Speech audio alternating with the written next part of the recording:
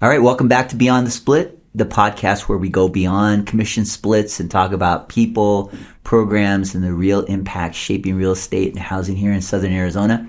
Today's episode is a really important one. We're joined today by Maggie Amado-Tellez. She's the executive director of the Pima County Community Land Trust. She's an associate broker with HomeSmart Advantage Group, and she's a longtime advocate for affordable home ownership. Maggie brings nearly 30 years of experience across mortgage lending, real estate, HUD-approved housing counseling. She's helped hundreds of families, especially first-time buyers, navigate the barriers that often make homeownership feel out of reach.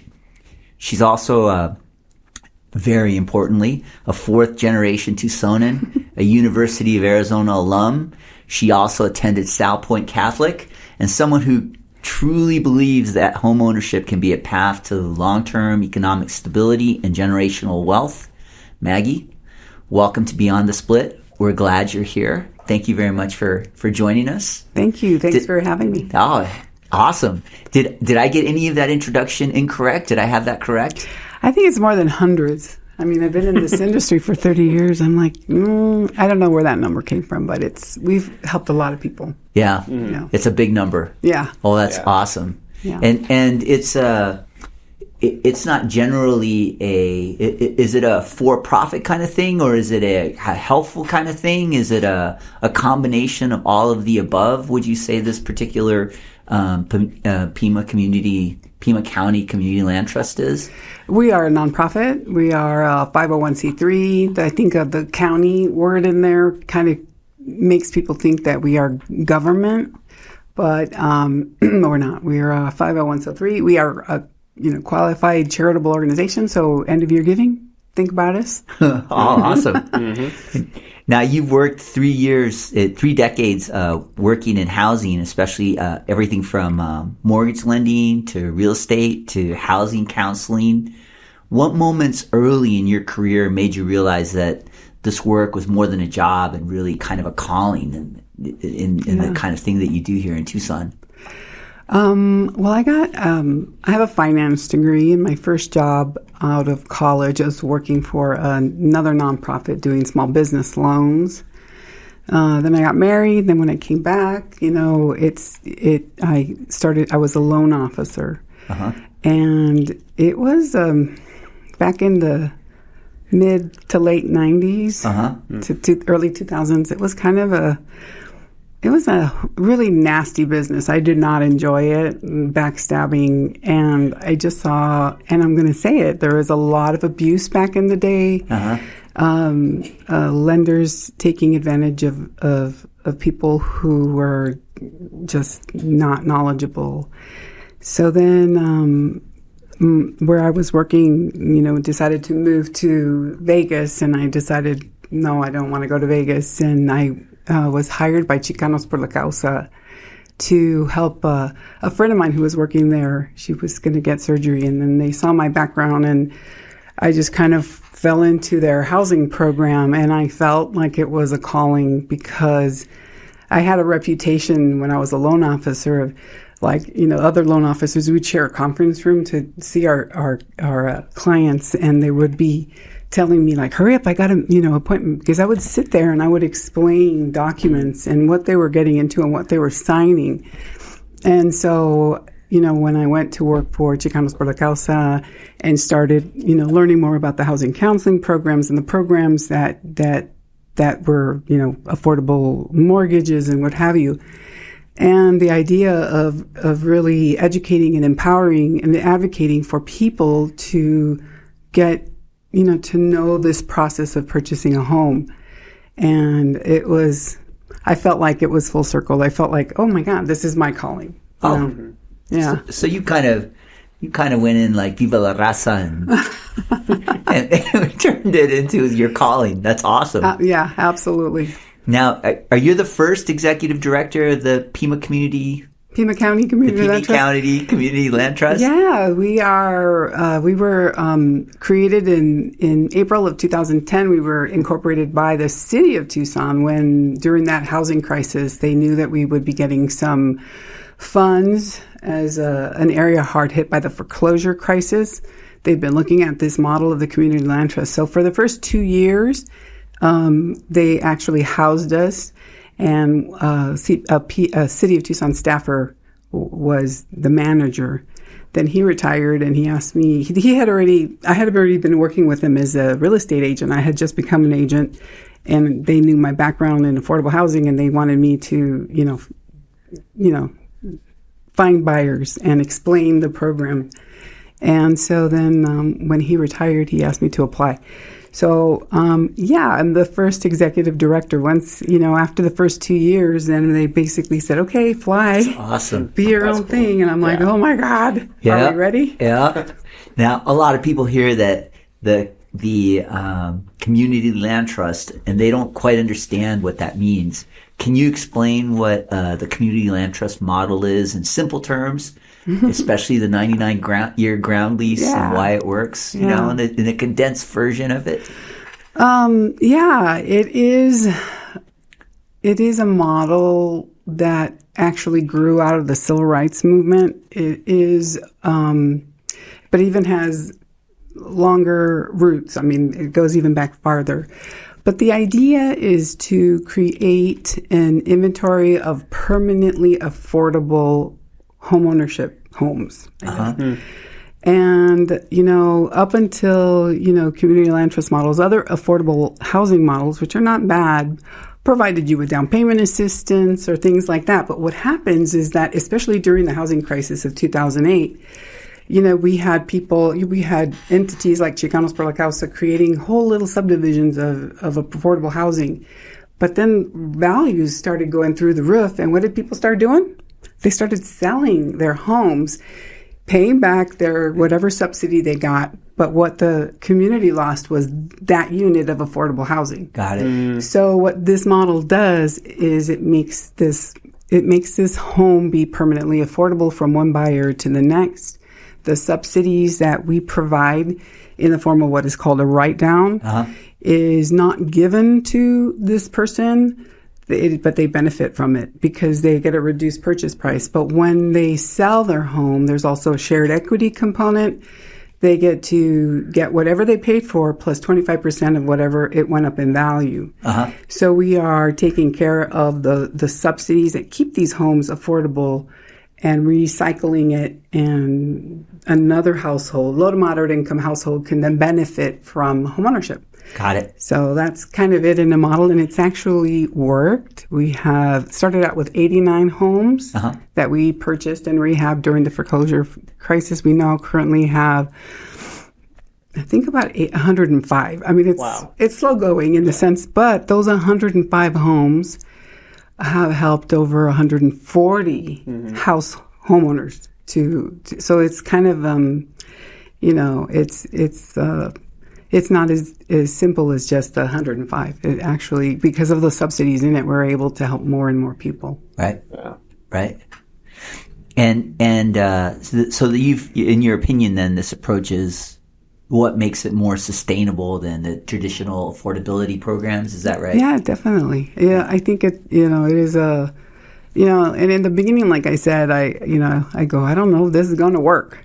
Yeah. I really didn't. And once we started doing those resales, then I'm like, hey, this does work because there are, we have a lot of subsidy in these homes. So it's a lot of equity.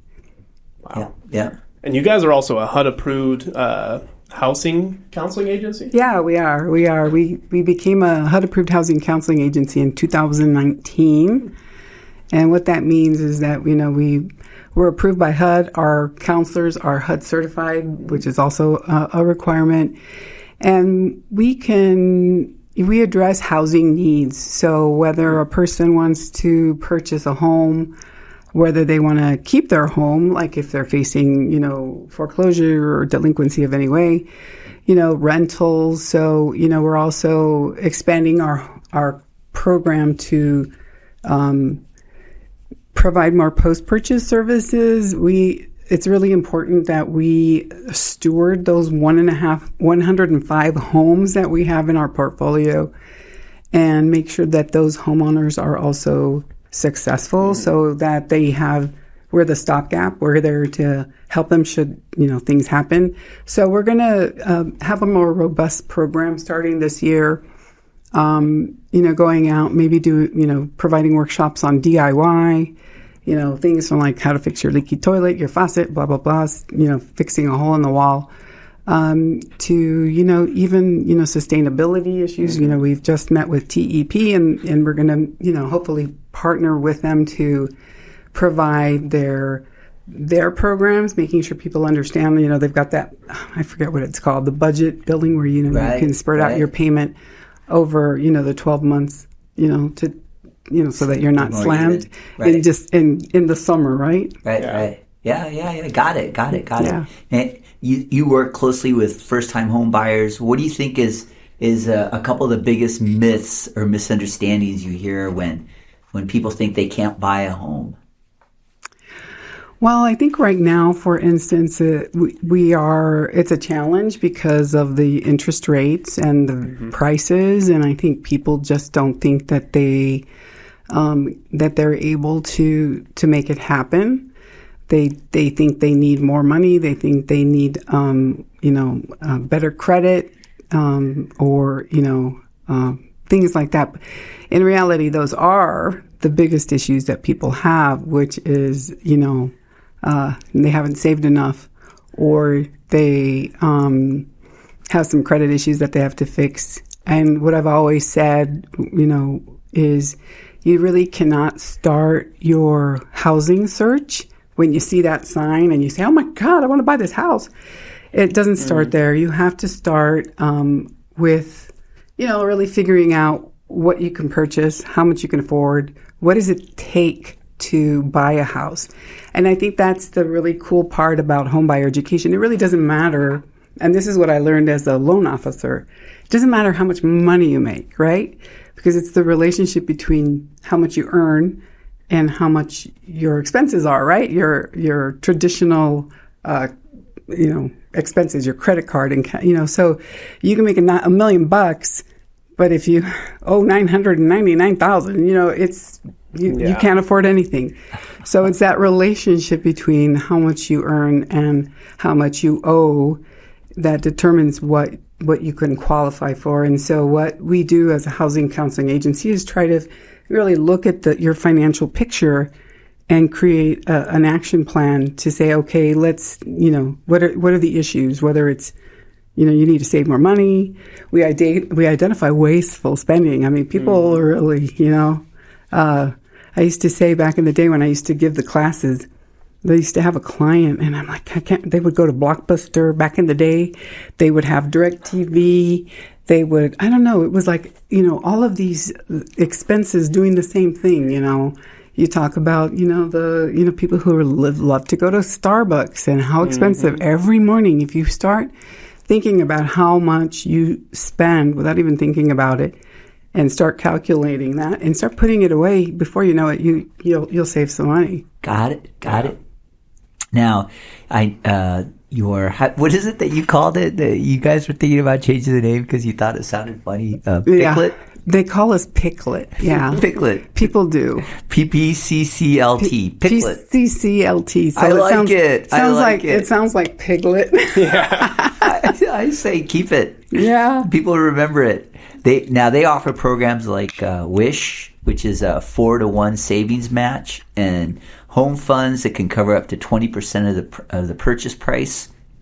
What's the reaction when buyers realize that these kinds of programs actually exist? Well, they are surprised, and it is still a best kept secret. And the city of Tucson and Pima County have a consortium for what's called HOME, HOME, capital home funds, and those are federal funds. And the actual program is changing as of the beginning of this year.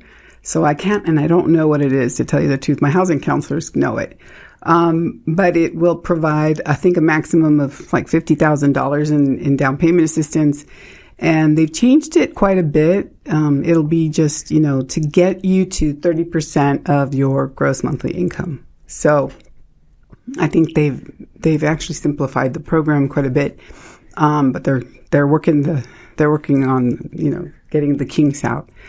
And then the wish funds are open and available every April. And it is partner banks who partner or are members of the Federal Home Loan Bank of San Francisco. And so they have access to funds, and it's usually like April 1st.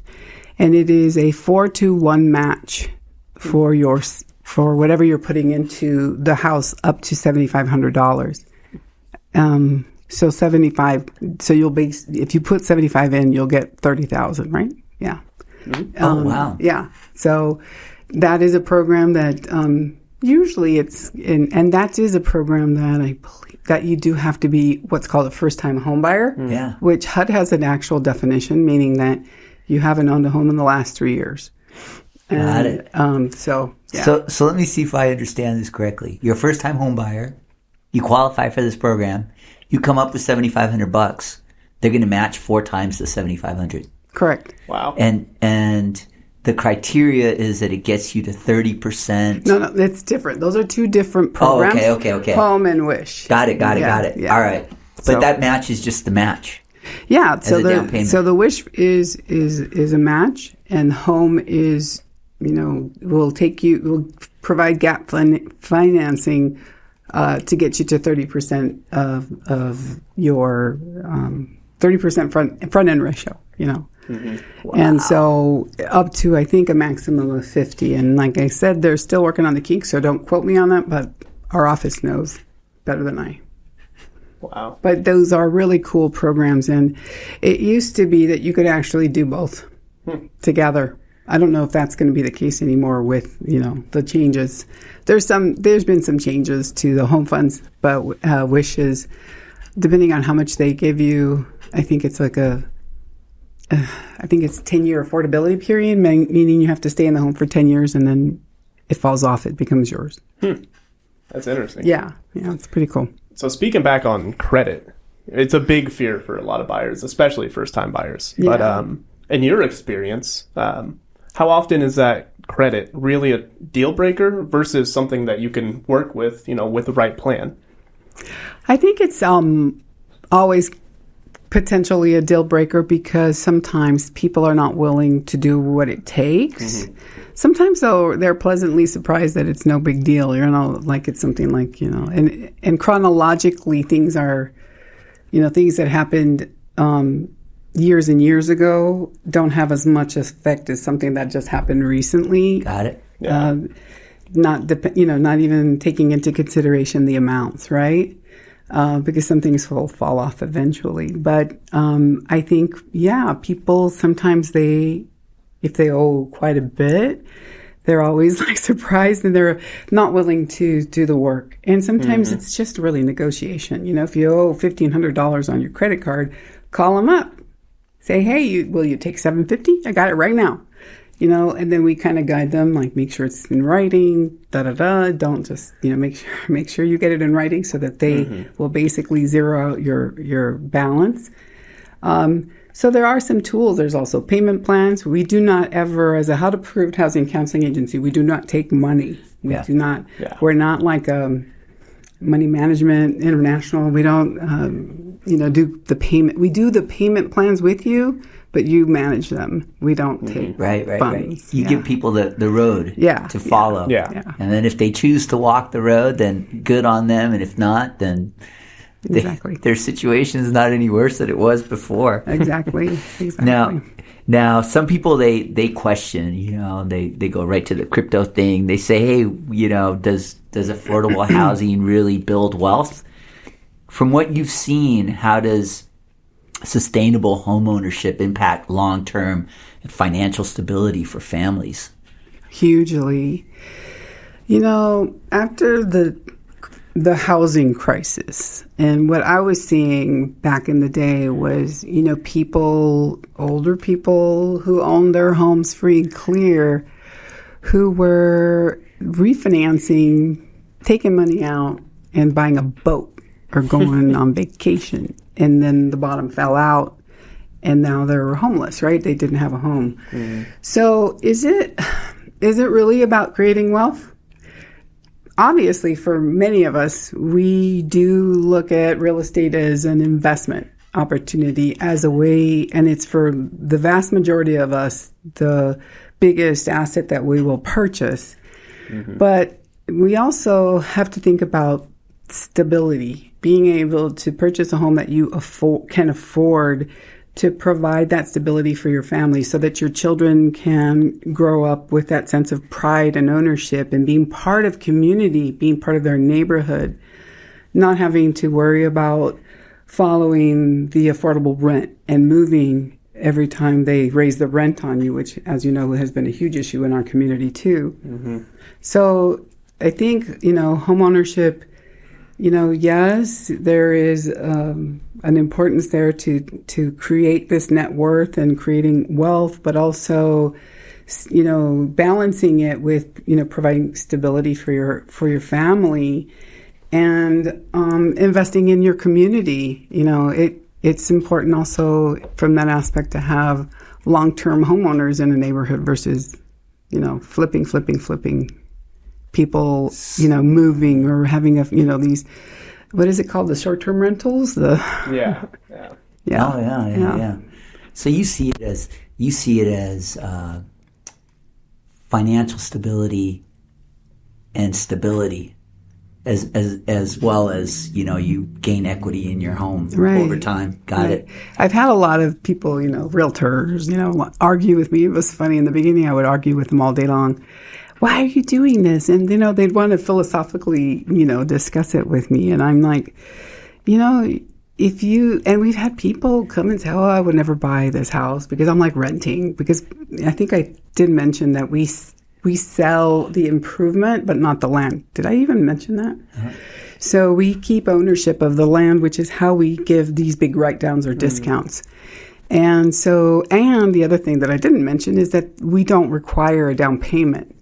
Doesn't mean that people don't come in with a down payment, because oftentimes they need the down payment for that gap too, but it's not required. And so, people used to argue with me a lot, and I'm like, well, if you can afford what's out there, go for it. And if you can find another home like the ones that we offer for this price, then go for it. But you're not going to find it. I mean, I just talked to my developer, Gigi.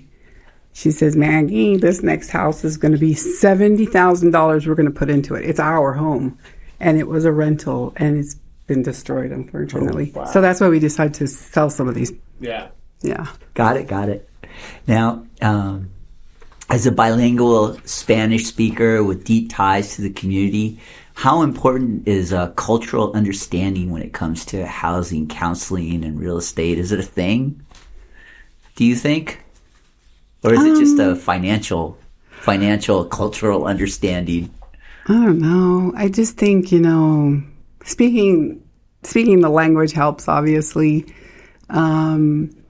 I think I've had a lot more people not understand this model, like being, if they're from another country, they're like, But ultimately, it's, treating people with respect and kindness and, giving them as much information as they need and they want, and they make a decision. So, I think it is important, but we don't, we have a lot of different cultures in our community. So, sure. Yeah. You speak Spanish? Sí. So you can explain it. Yes. And I'd put that out there. And our staff we have 1, 2, 3. We have a lot of Spanish speakers. I think only one young woman doesn't speak Spanish very well. It is Tucson. As I pointed out before, our English is Spanglish. Yeah. You know where I learned that? Chicanos por la causa. Yeah. I used to be proud, very proud that I will only speak Spanish or I will English, but I won't speak both. After 9 years of Chicanos por la causa, I started. Yep. I mished it. That's how you know you're from here. Yeah. And now, looking forward 5, 10 years, what does success look like for Piclet? Oh, exciting! Well, we have some projects that we purchased our office coming up 2 years ago. And it included some vacant lots, and we are in Menlo Park, which is a very gentrified neighborhood. And so we are really we're planning on creating, a community hub. I forget what we call it, but, expanding our offices there, creating some meeting space, and maybe some kind of housing. We're maybe a live work. We'll see what we do. So that's exciting. I think, success will be that people will recognize who we are and think of us as a leader in affordable housing and not think that we're a government entity. Right. And that's not a bad thing, but, we are a nonprofit. It's a nonprofit. Yeah. And will you be adding any more houses? And that's the other thing. Yeah, definitely. Little by little, we've often thought of, creating some kind of a campaign where we can solicit from our community. If you don't have anyone to leave your house to, consider leaving it to the Pima County Community Land Trust. So we have quite a few plans in the future. So it's a good thing is that we have things that are on the books right now. That's beautiful. Yeah. That is wonderful. And then for all the agents, lenders, community members, what is the best way that they can reach out and support PCCLT? Support. They can always give us a donation if it's that way. But I look, especially being an agent for the last 16 years, and really I think I've been with HomeSmart most of those 16 years. I think it's, take some time to really learn these programs. There are programs out there, and I guess that's my biggest concern is that people don't take the time to work on their skills, and I'm maybe going to be a little critical of our industry in that, and I see it all, and I work with a lot of agents all the time, and I think it's, work on your skills. Yeah. Work on learning. Yeah. This is continuing education all the time, and this is very, very important you feel really, really good about helping someone who didn't think it was even possible. The gratitude that is expressed to us every time we close. We just had 2 closings, is really amazing. It makes us, this is not about houses. It's not about bricks and mortar. We got to forget, I talk units and I talk houses, but it is about families and what this impact is for them and for our community. So I think that's my piece of advice. And if you like our mission, you can always, sitting on the board, we're thinking of doing some kind of an ad hoc board so that we have potential board members always, on reserve, that they learn about us. And then, when there's openings, and, just partner with us. We are, we're always looking for people who are into this niche. Do the houses that you all have that you put up for quote unquote sale or the land lease, the 99 sale, is it listed on the MLS? Oh yeah. And is it something that you all cooperate with other brokerages then? Oh yeah. Oh yeah. Fabulous. It is a flat fee. I'm going to tell everyone right now. I went up from $3,000 to $4,000 because you have to remember it's beyond the split. We would have to raise the price, and we're trying to keep these homes affordable. It's okay. And you guys know how much I make, which is my God.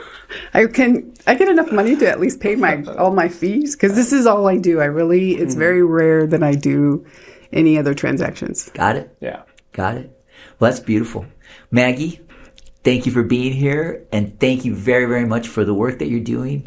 This is exactly what Beyond the Split is about. Real estate's a tool for stability, for dignity, for opportunity.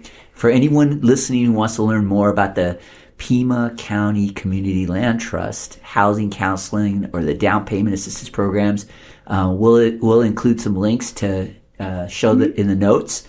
And if you enjoyed this episode, please share it with someone who thinks homeownership might be out of reach. It might change what they believe is possible. And thanks for listening to Beyond the Split, and we'll catch you on the next episode. And thank you again. Thank you. Appreciate you coming.